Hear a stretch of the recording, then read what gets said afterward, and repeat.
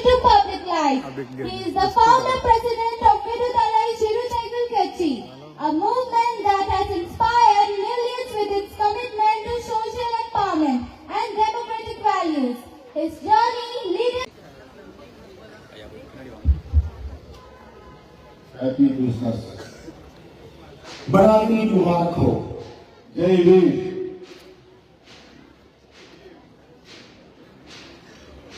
இந்த கிறிஸ்துமஸ் விழாவை வெற்றிகரமாக ஒருங்கிணைத்திருக்கிற நமது கல்வி குழுமத்தின் தலைவர் ஜேம்ஸ் இயக்கத்தின் நிறுவனர் ब्रदर बी अगस्टिन देवकुमार और इस क्रिसमस के प्रोग्राम को कार्यक्रम को अच्छे ढंग से जो आयोजित किए हुए हमारे प्रिय महोदय इस जेम्स संस्था के संस्थापक भाई बी अगस्टिन देवकुमार जो जिनको हम आभारी हैं. நம்ம அனைவரையும் வரவேற்று உரையாற்றி சிறப்பித்திருக்கிற ராகேஷ் குமார் அவர்களை वैसे ही हम सबों को आमंत्रित करके और सबके लिए स्वागत के भाषण दिए हुए भाई राकेश जी जो हमारे बीच में बना रहे हैं. நம்மிடையே வேத வசனத்தை படித்து நிகழ்வை தொடங்கி வைத்திருக்கிற பிரதர் வினோத் அவர்களை वैसे ही विनोद भाई जो हमारे बीच में परमेश्वर का प्रवचन जो बाइबल से हमारे लिए पढ़ करके सुना रहे थे. ब्रदर सुनील अवरगले भाई सुनील हमारे जो मध्य में है और वे हमारे बीच में ब्रदर सुरेश अवरगले वैसे ही भाई सुरेश हमारे बीच में जो बना रहे हैं. ब्रदर एमर्सन अवरगले भाई एमर्सन जो हमारे बीच में बना रहे हैं. இந்த நிகழ்வில் பங்கேற்று இதனை சிறப்பித்துக் கொண்டிருக்கிற பள்ளி मानव मानवीय साथ ही साथ इस कार्यक्रम को संभालने वाले जो हमारे मंच पे होके कई कार्यक्रम को हमारे बीच में जो दिखा रहे थे हमारे छात्र और छात्राएं और स्कूल तरफ से और हमारे जन्स की तरफ से இங்கே திரளாக கூடியிருக்கிற இடதருமை क्रिस्तव करुंगुड़ी मक्कल वैसे ही इतने बड़ी भीड़ में हमारे बीच में जो पधारे हैं बड़ी संख्या में जो हमारे कलीसिया के सदस्य और जन्स के सदस्य भाई बहन उंग अनेवरुक्कुम எனது பணிவார்ந்த வணக்கத்தை தெரிவித்துக் கொள்கிறேன். मैं सबसे पहले आप सबों को मैं नमस्कार नम्र निवेदन कर देता हूं. जीसस பிறந்த நாளில் உங்கள் அனைவருக்கும் எனது இனிய கிறிஸ்துமஸ் வாழ்த்துக்களையும் தெரிவித்துக் கொள்கிறேன். इस दिन में जो यीशु मसीह ने 2000 साल पहले जन्म लिया यीशु मसीह के नाम से मैं आप सबों को बड़ा दिन की मुबारकबाद देता हूं. இந்த இனிய நாளில் உங்களை எல்லாம் சந்திக்கிற அரிய வாய்ப்பை எனக்கு வழங்கிய பெருமதிப்பிற்குரிய பிரதர் பி அகஸ்டின் देवकुमार அவர்களுக்கு என்னுடைய நெஞ்சார்ந்த நன்றியை காணிக்கையாக்குகிறேன். इस बड़े दिन में एक सुंदर अवसर को मेरे पास जो विदा किए आके भाग लेने के लिए जो भाई बी अगस्टिन देवकुमार और उनके लिए मैं हृदयपूर्वक धन्यवाद देता हूं. முதல் முறையாக நான் இந்த இடத்திற்கு வந்திருக்கிறேன். பீகாருக்கு ஏற்கனவே ஓரிரு முறை நான் வந்தாலும் கூட இப்படி உட்கிடை கிராமங்களில் பயணம் செய்து நம்முடைய தெஹ்ரி ஆன்சோன் கிராமத்திற்கு வருகிற நகரத்திற்கு வருகிற இந்த வாய்ப்பு எனக்கு கிடைத்ததை எண்ணி நான் பெரிதும் மகிழ்ச்சி அடைகிறேன். जरूर बिहार में मैं एक दो बार मैं पहले आ चुका हूं लेकिन इस देहरियान सोन के शहर में पहली बार आने के लिए मुझे एक मौका मिल गया. தமிழ்நாட்டில் எத்தனையோ பல கிறிஸ்துமஸ் விழாக்களில் நான் பங்கேற்றிருக்கிறேன். அப்போதெல்லாம் அடையாத ஒரு மகிழ்ச்சியை இன்றைக்கு இந்த நிகழ்விலே பங்கேற்பதன் மூலம் நான் பெரிதும் மகிழ்ச்சி அடைகிறேன். तमिलनाडु में कई सभाओं में मैंने भाग लिया लेकिन उतने आनंद वहां नहीं मिला. यहाँ आपके बीच में इस सभा में आके मैं और आनंदित हो गया हूँ. எமது கட்சியின் சார்பில் ஆண்டுதோறும் கிறிஸ்துமஸ் விழாவை கொண்டாடுவது வழக்கம். हमारे दल के द्वारा जरूर क्रिसमस हम लोग प्रति साल मनाते आ रहे हैं. கடந்த 23ஆம் தேதி அதாவது நேற்றைக்கு முதல் நாள் விடுதலை சிறுத்தைகள் கட்சியின் சார்பில் ஒரு அரங்க நிகழ்வாக கிறிஸ்துமஸ் பெருவிழாவை கொண்டாடினோம். और परसों दिन जो 23 तारीख रहा और हमारे जो राजनीतिक दल के द्वारा एक बहुत बड़ा क्रिसमस को मनाने के लिए आयोजित सभा हम लोग ने किया. அதில் வெவ்வேறு அமைப்புகளை சார்ந்த பேராய பெருமக்கள், ஆயர்கள், போதகர்கள் என்று ஏராளமானவர்கள் பங்கேற்றார்கள். और उस सभा में सारे तमिलनाडु के कलीसिया के और बड़े-बड़े लोग, बड़े-बड़े पादरी साहब जो है वहां आकर के उसमें शामिल हुए थे. அவர்களின் ஆசீர்வாதத்தை, வாழ்த்துக்களை பெற்றுக்கொண்டு உங்களை தேடி வந்திருக்கிறேன். और उन सबों से आशीष पाते हुए अभी आपके खोज में आके इस मंच पर मैं खड़ा हूँ. இன்றைக்கு இந்த கிறிஸ்துமஸ் விழாவில் நம்முடைய அருமை சகோதரர் அண்ணன் அகஸ்டின் ஜெபக்குமார் அவர்களின் ஆசீர்வாதத்தையும் உங்களுடைய ஆசீர்வாதத்தையும் பெறுகிற வாய்ப்பு எனக்கு கிடைத்திருக்கிறது. और इस बड़ा दिन के इस सभा में अगस्टिन जयकुमार भैया की आशीर्वाद और आप सबों के आशीर्वाद मुझे मिलने का एक बहुत बड़ा अवसर है. அவர் தமிழ்நாட்டை சார்ந்தவர், தமிழை தாய்மொழியாக கொண்டவர் என்பதை எண்ணி நான் பெருமைப்படுகிறேன். और अगस्टिन भैया जो है तमिलनाडु से आए और तमिल भाषा को मातृभाषा के रूप में वे रखे हैं. मैं बहुत बड़ा आनंद अपने मन में मनाता हूँ. இளம் வயதிலேயே 25-26 வயதில் தமிழ்நாட்டிலிருந்து புறப்பட்டு இந்த மண்ணுக்கு, அதுவும் இந்த வெகிரியான்சோன் பகுதிக்கு அவர் நேரடியாக வந்து உங்களிடையே பணியாற்றக்கூடிய ஒரு அரிய வாய்ப்பை அவர் பெற்றிருக்கிறார் என்பதை அறிந்து நான் மகிழ்ச்சி அடைகிறேன். और वे जो है तमिलनाडु से कई साल पहले इधर आके 25 या 26 उम्र में ही यहाँ आके जवानी में से अपनी सेवा यहाँ जो निभा रहे हैं, उन सारी बातों को देखने में अति खुश हूँ. கிட்டத்தட்ட அரை நூற்றாண்டு காலம், ஏறத்தாழ 53 ஆண்டுகளாக இங்கே உங்களோடு தங்கி இருந்து உங்கள் மொழியை கற்று, உங்கள் கலாச்சாரத்தை கற்று, உங்களுக்காக அவர் பணியாற்றிக் கொண்டிருக்கிறார் என்பது பெருமை அளிக்கிறது. நான் தலை நிமிர்ந்து அவருக்கு என்னுடைய வணக்கத்தை செலுத்த கடமைப்பட்டிருக்கிறேன். मैं इसको जान के कि वे जो है 53 साल पहले, इसका मतलब 53 सालों से ही यहाँ बिहार में आपकी सेवा के लिए जो उपलब्ध है और करते आ रहे हैं, और उसको देखे उनके लिए मैं बहुत ही आभारी हूँ. இந்த மண் அவருக்கு முற்றிலும் புதிய மண், புதிய பகுதி, புதிய பிரதேசம். அவருக்கு இந்தி தெரியாது, நீங்கள் பேசுகிற போஜ்புரி தெரியாது, நீங்கள் பேசுகிற உள்ளூர் மொழி தெரியாது.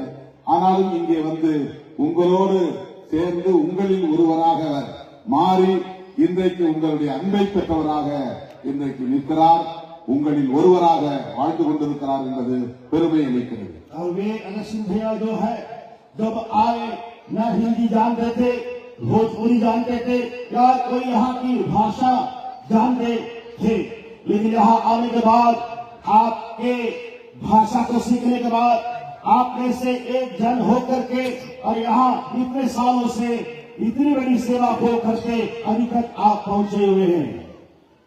ஏழை எளிய மக்களுக்காக தொண்டாற்ற வேண்டும், அவர்களுக்கு இயேசு பெருமானின் போதனைகளை நற்செய்திகளாக சொல்ல வேண்டும் என்பதை தவிர அவருக்கு வேறு எந்த நோக்கமும் இல்லை. और उनके मनों में एक ही मकसद रहा, योजना रहा कि गरीबों की सेवा किया जाए और गरीबों के लिए यीशु मसीह का प्यार को दिखाते रहे.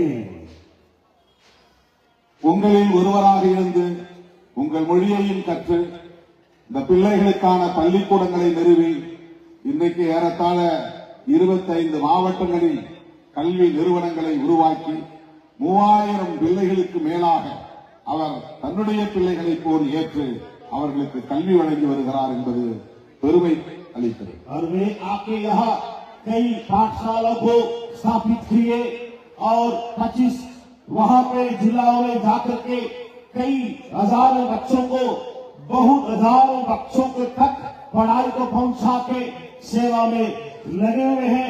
मैं बहुत ही आनंदित हूँ.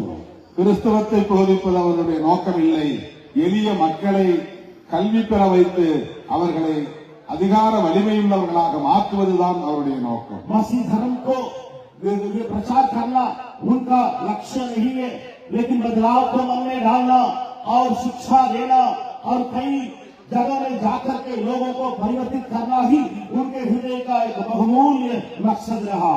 இன்றைக்கு 25,000 மாணவ செல்வங்களை பெறக்கூடிய அளவுக்கான கல்வி நிறுவனங்களை அவர் உருவாக்கி விரிவுபடுத்தி இருக்கிறார். இந்த 50 ஆண்டுகளில் அவர் செய்திருக்கிற இந்த சாதனை போற்றுதலுக்குரியது, பாராட்டுதலுக்குரியது. तारीफ के योग्य है कि 25,000 से ज्यादा छात्र छात्राओं को यहाँ इस राज्य में तैयार करके और उनको सही पढ़ाई देने में उनके बड़े हाथ रहा. இயேசு பெருமான் இன்றைக்கு உலகத்தையே வழிநடத்தக்கூடிய ஒரு மாமனிதர், ஆண்டவர் என்பதை நாடு அறியும், உலகம் அறியும்.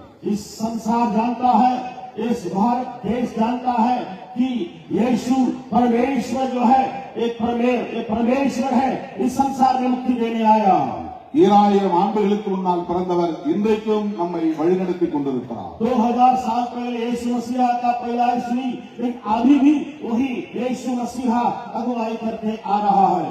அவர் இந்த மண்ணில் தோன்றி வாழ்ந்தது மொத்தம் 33 ஆண்டுகள் தான். वे इस धरती पर आके सिर्फ जीवन बिता रहे थे, 35 साल तक ही जिए. ஆனால் கடைசி 3 ஆண்டுகள் தான் அவர் இறைவனின் செய்தியை, ஆண்டவனின் செய்தியை மக்களுக்காக போதித்தார். 35 सालों में सिर्फ 3 ही साल जो है सेवा टहल किए, लोगों के बीच में जाकर के प्रवचन किए और कई अद्भुत कामों को दिखाए. அவருடைய 3 ஆண்டு கால பொது வாழ்க்கை இன்றைக்கு உலகத்தையே வியாபித்திருக்கிறது. यीशु मसीहा का 3 साल की जो सेवा या वचन जो है आजकल इस पूरे संसार को ही खिलाते आ रहा है. அவரால் தேர்ந்தெடுக்கப்பட்ட சீடர்கள் 12 பேர், அதிலும் ஒருவர் அவருக்கு எதிராக நின்று விட்டார். எஞ்சி அந்த 11 பேர் உலகம் முழுவதும் பயணம் செய்து அவருடைய செய்திகளை போதிக்கக்கூடிய அடித்தளத்தை அமைத்தார்கள். उस परमेश्वर से 12 चेले चुने गए थे और उनमें से एक जन तो उनके गुरु में उठ गया था. बाकी 11 चेले इस संसार में जाकर के उनकी सेवा करना शुरू किए.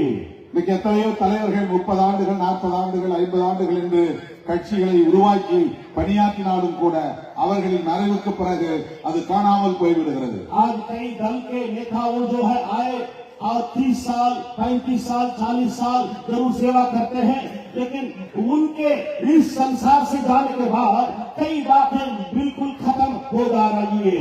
எத்தனையோ மன்னாதி மன்னர்கள் 50 ஆண்டுகள், 100 ஆண்டுகள் என்று நாட்டை ஆண்டிருக்கிறார்கள், அதிகார பீடத்தில் அமர்ந்திருக்கிறார்கள்.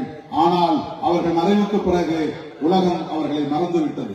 कई राजा आए, कई लोग सिंहासन में बैठे 50 साल, 30 साल करके, लेकिन उनके देहांत के बाद इस संसार में कई बातें मिट जा रही है. ஆனால் இயேசு பெருமான் அப்படி ஒரு மகாராஜாவை போல நாட்டை ஆளவில்லை, ஆனால் இன்றைக்கு உலகத்தையே ஆண்டு கொண்டிருக்கிறார். लेकिन यीशु मसीह वैसा एक महाराजा जैसे इस संसार के ऊपर राज्य नहीं किया, लेकिन उनकी बातें अभी भी इस संसार पर राज्य कर रही है. அப்படி உலகம் அவரை கொண்டாடுவதற்கு அவர் என்னதான் செய்தார் என்று எண்ணி பார்க்கிற போது நமக்கு வியப்பாக இருக்கிறது. और उतनी बड़ी काम उसने क्या किया करके अगर सोचा जाए तो हमारे अच्छी भी बातें कहीं दिखाई पड़ती है. அவர் நமக்காக மரித்து போனார். वो हमारे लिए मर भी गया था. அவரை அன்றைக்கு நாட்டை ஆண்டவர்கள் தேடி பிடித்து சிலுவையில் அறைந்து மரண தண்டனை கொடுத்தார்கள். उन दिनों में शासन करने वाले लोग यीशु मसीह को पकड़े और पकड़ के उनको क्रूस पर मार डाले. ஏன் அப்படி அவருக்கு மரண தண்டனை கொடுத்தார்கள்? क्यों उनको मृत्यु को दंड दी गई थी?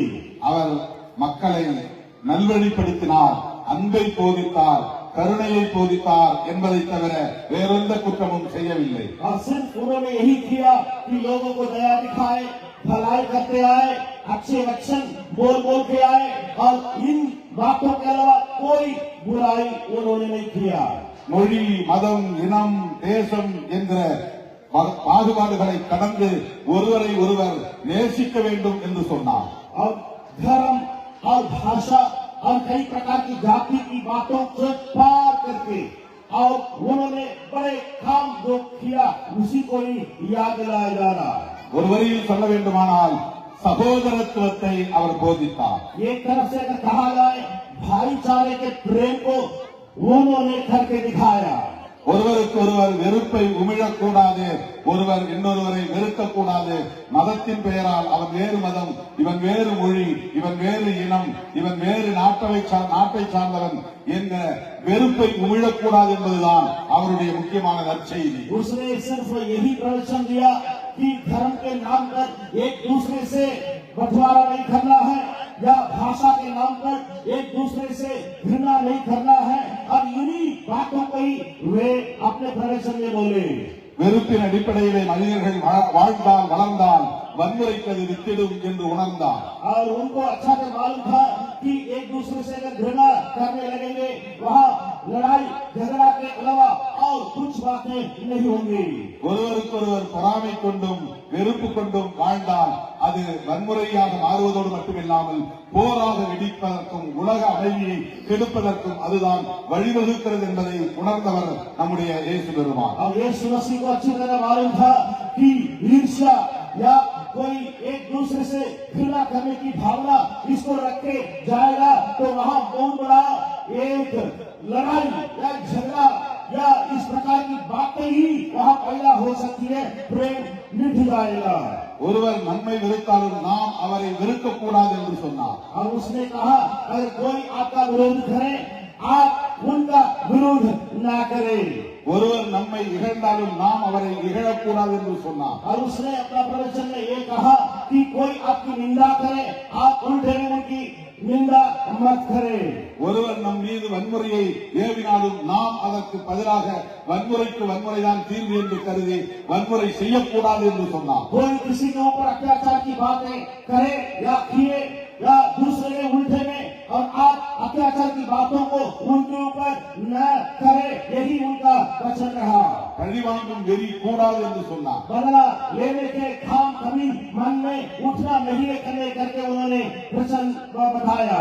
அன்றைய ஆட்சியாளர்கள் அவரை பிடித்து சிலுவையில் அறைந்து சாட்டைகளால் அடித்த போதும் அவருடைய தலையில் முள்கிரீடம் வைத்து தாக்கிய போதும் ரத்தம் சொட்ட சொட்ட வீதியில் இழுத்துச் சென்ற போதும் அவர் பழிவாங்க வேண்டும் என்கிற வெறியை கொள்ளவில்லை. उस समय जो राजा शासन कर रहे थे और उनको पकड़वा के घोड़ों से मरवाए और कई बातों उनको की गई और सिर के ऊपर कांटों की मुकुट लगाया गया. इन सारी बातों के बीच में यीशु ने कोई भी निंदा या बुराई की बात नहीं कहा. அந்த கொடுமையை பார்த்துக் கொண்டிருந்த பொதுமக்களை கூட அவர் வன்முறைக்கு தூண்டவில்லை. और उसको देखता हुआ रहने वाला एक व्यक्ति को भी तो अपने लोगों को भी यीशु ने नहीं उस्काया कि उनके बदले में अत्याचार करो, उनसे जाके लड़ो करके.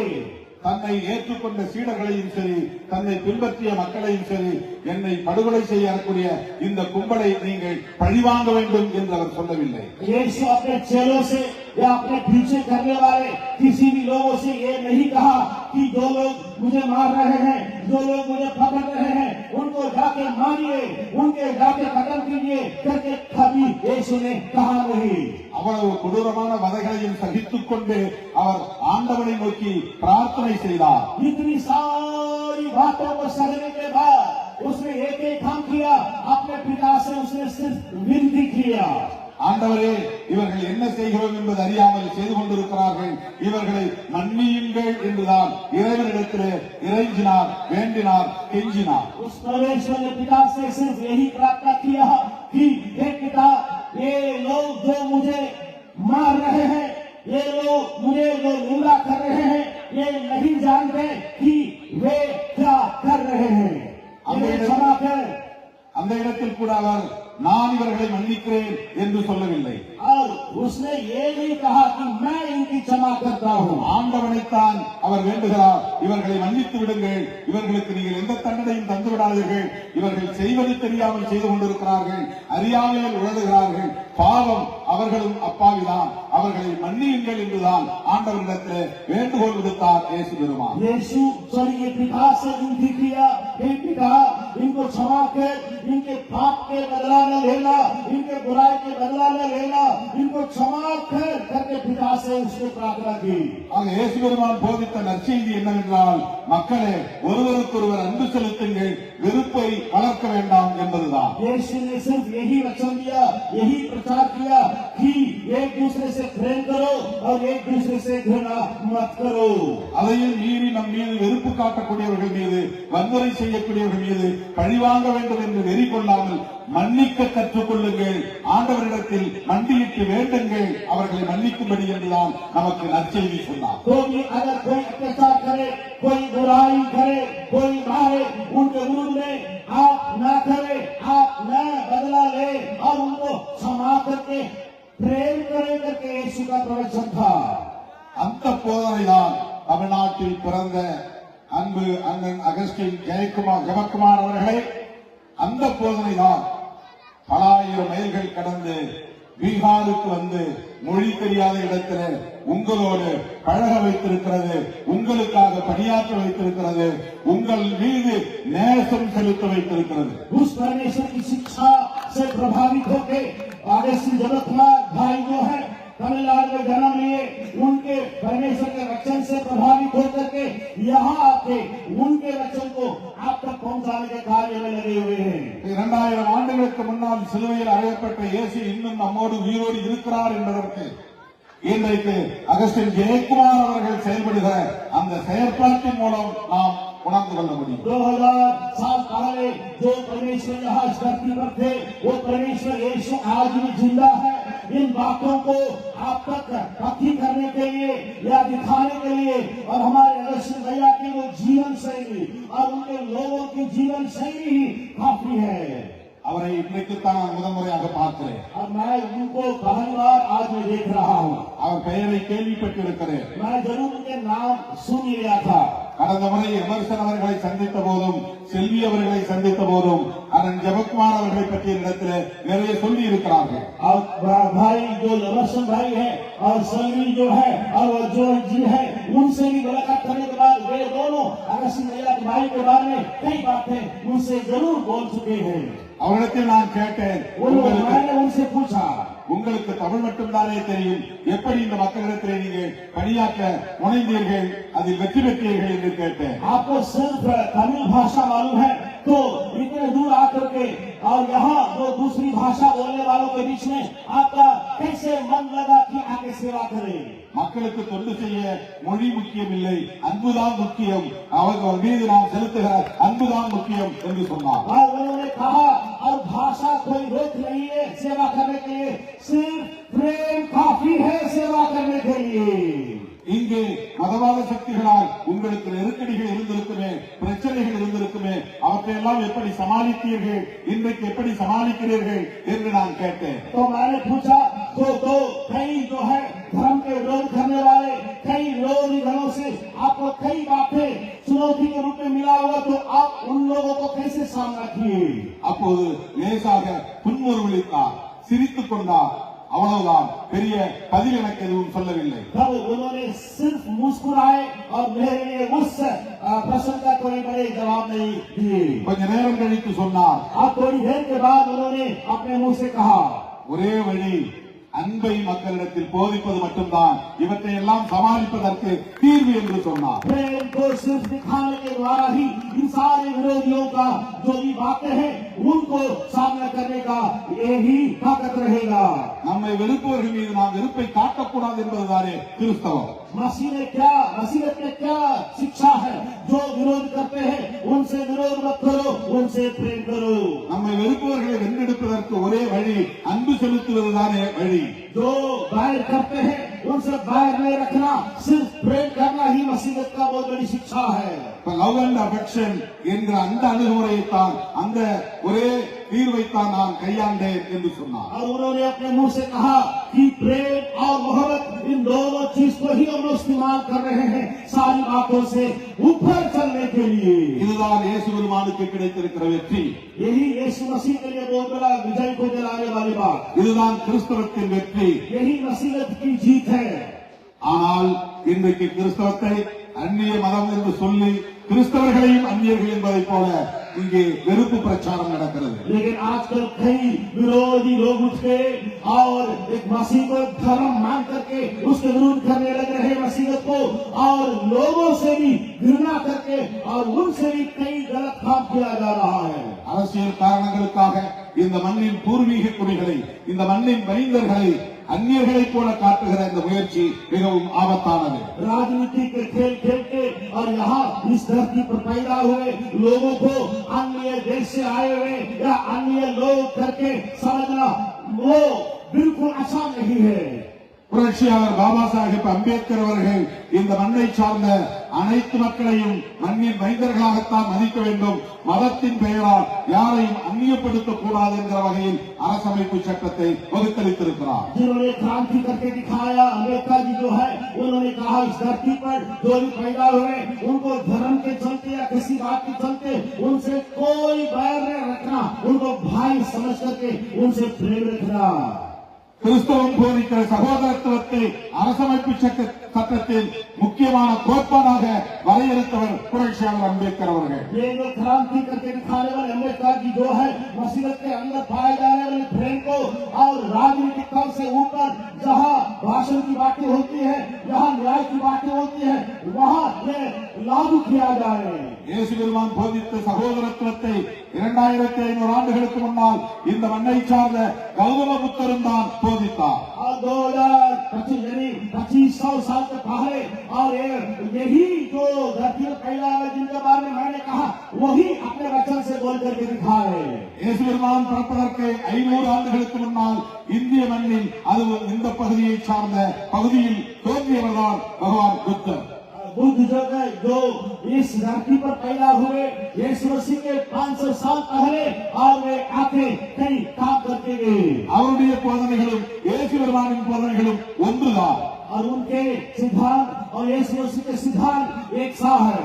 இந்தியாவிலே அதை பௌத்தம் என்கிறோம், உலகம் முழுவதும் அதை கிறிஸ்தவம் என்கிறோம். और पूरे संसार में इसका नाम हम लोग दे रहे हैं कि मसीह का शिक्षा करके.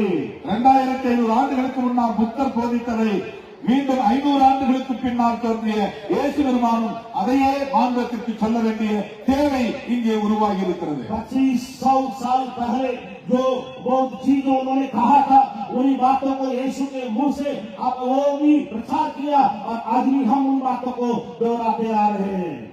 அதன் பிறகு நபிகள் நாயகம் தோன்றினார். பல 100 ஆண்டுகளுக்கு பின்னர் அவரும் இதே கருத்தை தான், இயேசு பெருமான் சொன்ன அதே போதனைகளைத்தான் இந்த மானுடத்திற்கு வழங்கினார்கள். फिर नबियों की बातों को हम देखते हैं, और वे भी कुछ 100 साल पहले इस संसार में आए, और वो भी उन्हीं बातों को दोहराते गए.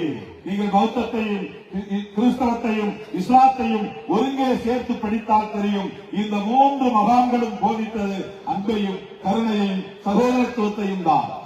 आप बौद्ध धर्म या मसीहत की बातों को या इस्लाम की बातों को लेकर के एक साथ पढ़ेंगे तो वहाँ प्रेम की बातें बिल्कुल पाई जाती है, और उनको आप पढ़ सकते हैं.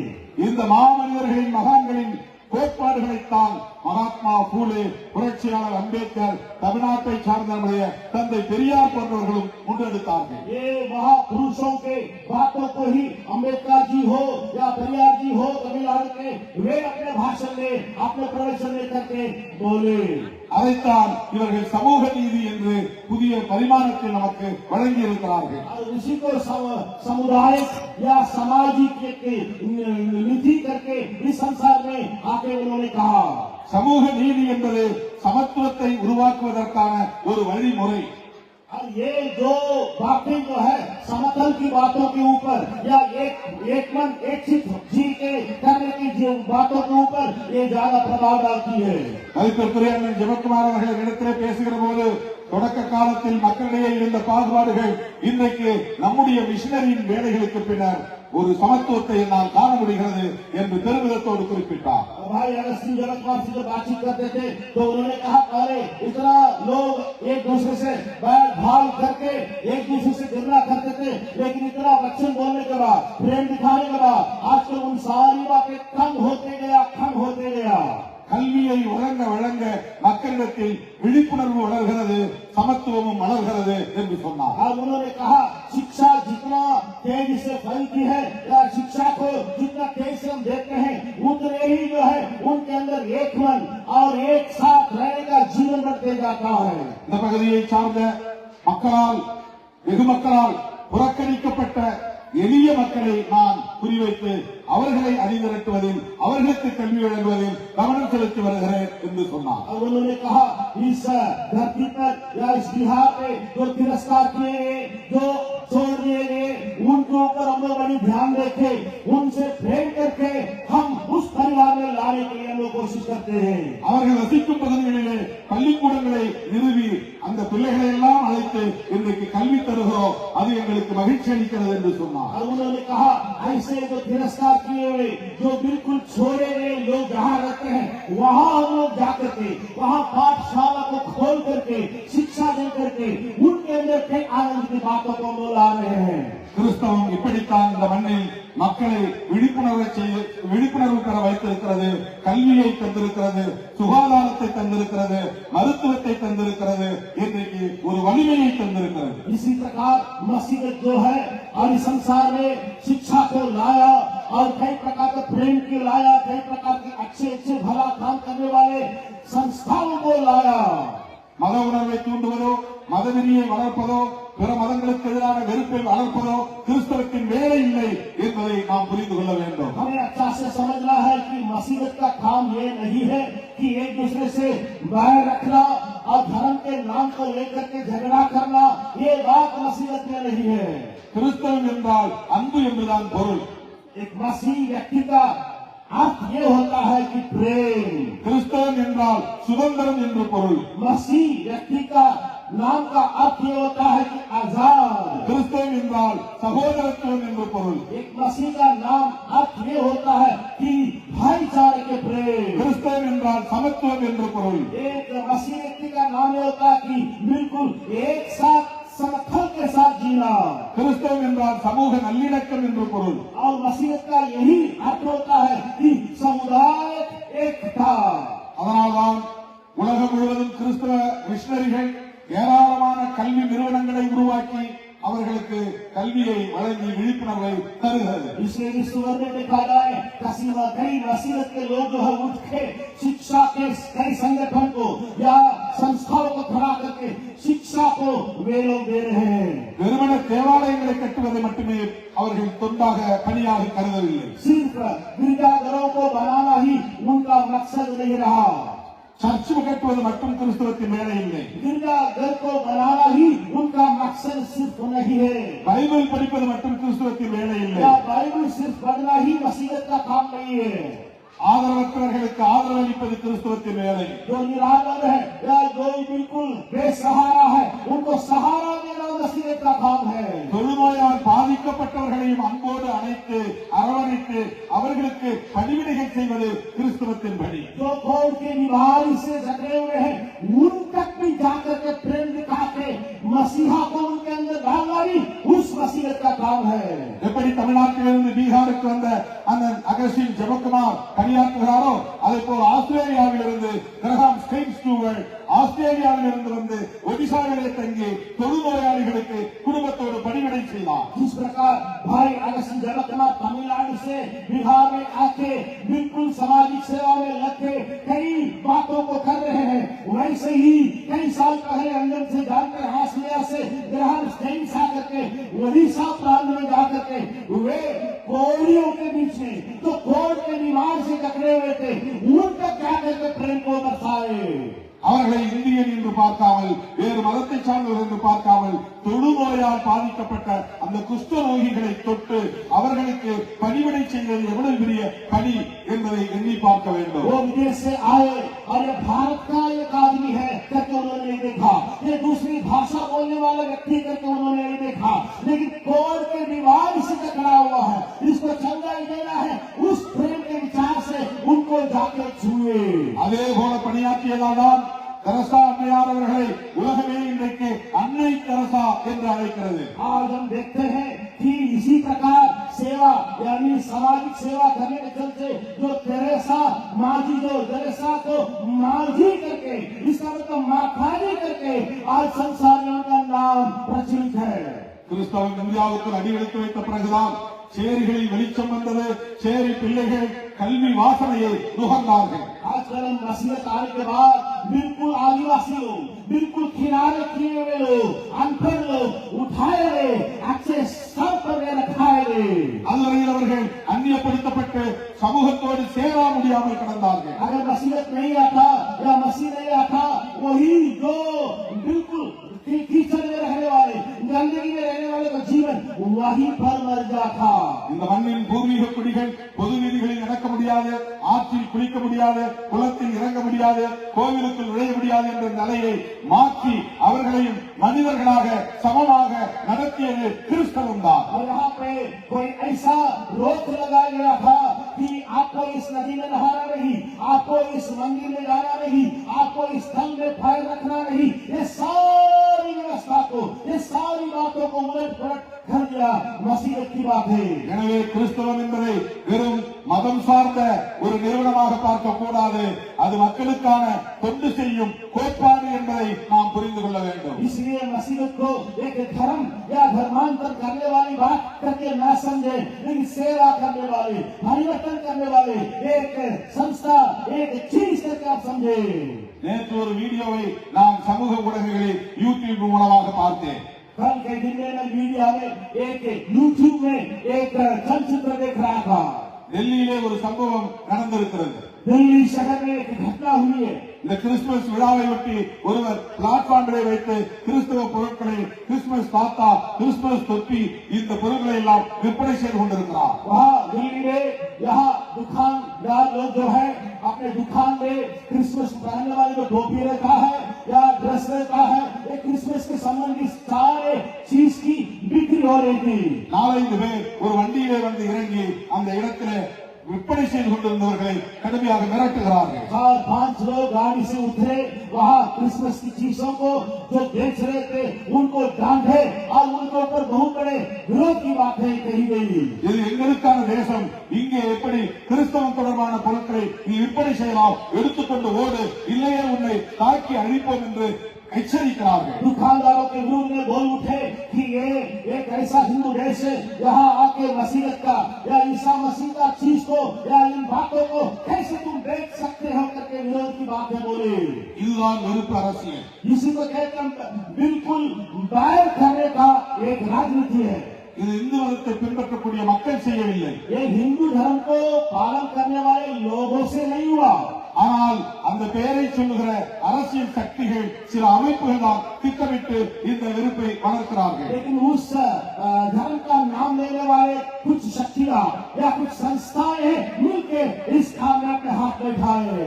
இந்த வெறுப்பு கூடாது என்று இன்றைக்கு ராகுல் காந்தி போன்ற தலைவர்கள் உரத்து குரல் கொடுக்கிறார்கள் என்பதை நாம் நினைவில் கொள்ள வேண்டும். और हमें मन में ये बातों को ठानी है कि आजकल इन बातों को विरोध करने के लिए ऐसे नहीं होना है। एक दूसरे को अच्छा से समझ रहा करके राहुल गांधी जैसे कई नेता लोग अपने आवाज उठा रहे हैं। அதை விட முக்கியமாக புரட்சியாளர் அம்பேத்கர் அவர்கள் எழுதிய அரசமைப்பு சட்டத்தை இன்றைக்கு செல்லும் இடமெல்லாம் உயர்த்தி பிடிக்கிற ஒரு தலைவராக திரு ராகுல் காந்தி விளங்குகிறார். राहुल गांधी जी जो है आज तो अम्बेडकर से लिखी हुई नियम कानून को पूरे भारत में लागू करने लायक अपने हाथ में लिए हुए और ऐसे दिखाई देते हैं। அந்த அரசமைப்பு சட்டத்தை பாதுகாத்தால்தான் இங்கே சகோதரத்துவத்தை பாதுகாக்க முடியும் என்பதில் அவருக்கு நம்பிக்கை இருக்கிறது. और राहुल गांधी के मन में एक भरोसा या विश्वास है कि वो अम्बेडकर की लिखी हुई बातों को लागू करने से शांति बातें इस देश में फैल सकती है करके मन में विचार किए हुए हैं। 10-20 ஆண்டுகளுக்கு முன்பு அம்பேத்கர் இயக்கங்கள் மட்டும்தான் அம்பேத்கரை பற்றி பேசுவோம். और 10-20 साल पहले अम्बेडकर के उस छोटे दल के लोग ही सिर्फ अम्बेडकर की तारीफ करते थे। செல்வி மாயாவதி, ராம்தாஸ் பாஸ்வான், ராம்தாஸ் அத்வாலே போன்ற தலைவர்கள் மட்டுமே அம்பேத்கரை பெரிதாக மேடைகளில் பேசுவதுண்டு. मायावती जी और रामदास पासवान करके कुछ नेता लोग ही सिर्फ अम्बेडकर जी की बातों को तारीफ करके अपने भाषण में बोलते थे। ஆனால் இன்றைக்கு இந்தியாவை பலமுறை ஆளவிருக்கிற காங்கிரஸ் காங்கிரஸ் கட்சியின் தலைவர் ராகுல் காந்தி செல்லும் இடமெல்லாம் புரட்சியாளர் அம்பேத்கரை பற்றியும் அரசமைப்பு சட்டத்தை பற்றியும் சிறுபான்மை மக்களின் பாதுகாப்பை பற்றியும் குறிப்பாக கிறிஸ்தவர் இஸ்லாமியர் பாதுகாப்பு பற்றியும் உரத்து பேசுகிறார். आजकल राहुल गांधी जो कांग्रेस के हैं नेता है वे जो है आजकल अम्बेडकर जी की बातों को किताब में लिखी बातों को पूरे देश में जाकर के लोगों के मन में बिल्कुल डालते जा रहे हैं. அது ஓட்டுக்காக அல்ல, सिर्फ मत या वोट लेने के लिए नहीं. அரசமைப்பு சட்டம் சொல்லுகிற சுதந்திரம், சமத்துவம், சகோதரத்துவம் என்கிற கோட்பாட்டை பாதுகாக்க வேண்டும் என்பதற்காகத்தான். स्वतंत्रता, एकता और एक साथ जीना, इन सारी नियमों को पालन करने के लिए ही वे जाकर के मन में डाल रहे हैं. அந்த கருத்துக்கு அவருடைய முயற்சிக்கு நாடு தழுவிய அளவில் இன்றைக்கு எம்மை போன்றவர்கள் உற்ற துணையாக நிற்கிறோம். और आजकल उन लेखा के लिए पूरे हमारे देश में कई लोग साथ दे रहे हैं, साथ खड़े हैं. அரசமைப்பு சட்டத்தை பாதுகாப்பதை நாம் அனைவரும் ஒரு உறுதியாக ஏற்க வேண்டும். हमारे देश के जो भी लिखी कानून नियम है उनको पालन करने में एक नागरिक जो है आगे रहना उचित रहेगा.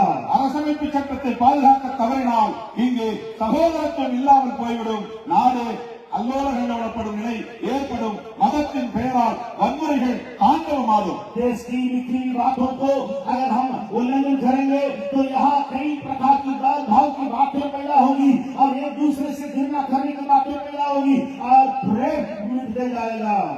இயேசு பெருமான் போதித்த அன்பையும் கருணையையும் சகோதரத்துவத்தையும் நாம் உயிர்ப்போடு பாதுகாக்க அரசமைப்பு சட்டத்தையும் பாதுகாத்தாக வேண்டிய தேவை இருக்கிறது. मसीह का लिखा हुआ बातों को या मसीह का वचन को पालन करने वाले हम इस देश के जो कानून नियम को पालन करना ही पड़ेगा. वो हमारे भलाई के लिए होगा. அப்போதுதான் ஜனநாயகத்தையும் பாதுகாக்க முடியும். तभी हमारे इस देश के एक नागरिक को सुरक्षा होगी. எனவே நாம் ஜனநாயகத்தை பாதுகாக்க, சகோதரத்துவத்தை பாதுகாக்க, அரசமைப்பு சட்டத்தை பாதுகாக்க இந்த இனிய நாளில் உறுதியேற்போம். इसलिए इस सुंदर अवसर पर बराबर में हम एक ऐसे संकल्प लेंगे कि हमारे देश के एक नागरिक बचाए जाए और हमारे देश की सारी बातें शांति पूर्वक होने के लिए. அதற்கு இயேசு பெருமானின் போதனைகள் பெருமளவில் நமக்கு உற்ற துணையாக இருக்கும். और इसके लिए यीशु मसीह की जो शिक्षा या भाषण जो है हमारे लिए बहुत कामयाब रहेगा. இந்த அளவில் என்னுடைய உரையை நிறைவு செய்து உங்கள் அனைவருக்கும் என்னுடைய நெஞ்சார்ந்த இனிய கிறிஸ்துமஸ் வாழ்த்துக்களை மீண்டும் கூறி வாய்ப்புக்கு நன்றி கூறி முடிக்கிறேன். நன்றி, வணக்கம். इसके साथ मेरे भाषण को मैं समाप्त करके और मुझे दिए गए मौके के लिए समूह से मैं आभारी हूँ और धन्यवाद देता हूँ और बड़ा दिन की मुबारक फिर से आप समूह से मैं कर देता हूँ. Happy Christmas to you all. Merry Christmas, merry Christmas. बड़ा दिन मुबारक, मेरी क्रिसमस समूह के लिए. Thank you.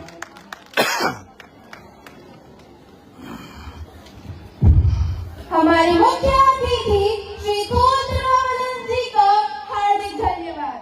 उनके अमूल्य शब्द हमेशा हमारे लिए मार्गदर्शन का स्रोत रहेंगे. We sincerely thank and honor our chief guest, Mr. Kodravalan, for the inspiring and insightful address. Your words have profound meaning and value to today's program. उनके प्रभावशाली भाषण के लिए जोरदार तालियां हो जाए.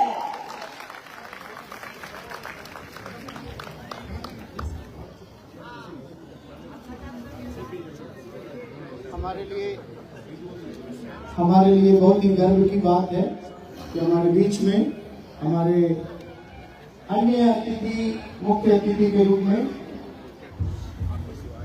सासाराम संसदीय क्षेत्र के लोकप्रिय नेता, गरीबों के लिए बात उठाने वाले, आइए हम लोग हमारे आदरणीय सांसद मनोज कुमार जी का हम ताली बजा करके स्वागत करें. मैं अनुरोध करूंगा कि हमारे डेयरी क्रिश्चियन चर्च के जो अगुए लोग हैं उनको बुके और मोमेंटो देकर के सम्मान करेंगे. मोमेंटो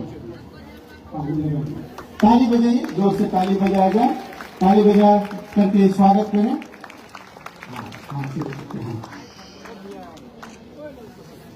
ताली बजाते रहे कम से कम.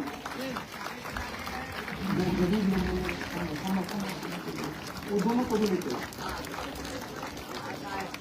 समय का बहुत अभाव है, क्योंकि हर एक जगह पर आज क्रिसमस के उत्सव में भाग लेना है। फिर भी हमारे निमंत्रण को स्वीकार करके भैया